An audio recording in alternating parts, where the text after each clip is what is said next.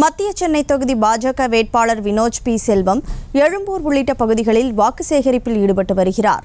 கூடுதல் விவரங்களோடு இணைகிறார் செய்தியாளர் சுப்புராமன். வணக்கம் சுப்புராமன், கள நிலவரம்.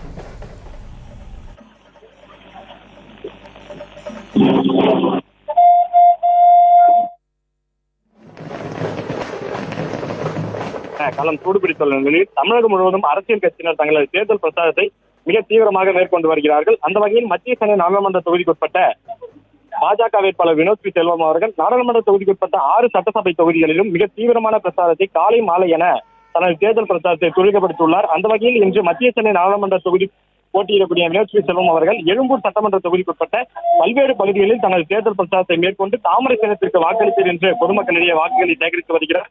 பொதுமக்களிடையே தாமரை சின்னத்திற்கு வாக்குகளை சேகரித்த வினோத் பி செல்வம் அவர்களுக்கு ஆரத்தி எடுத்தும் மலர் தூவியும் சிறப்பான வரவேற்பை பொதுமக்கள் கொடுத்தார்கள். பின்னர் கூட்டணி கட்சியினுடன் சென்று வீதி வீதியாக பொதுமக்களிடையே தாமரை சின்னத்திற்கு வாக்களிப்பீர் என்று பொதுமக்களிடையே வாக்குகளை சேகரித்து வருகிறார்.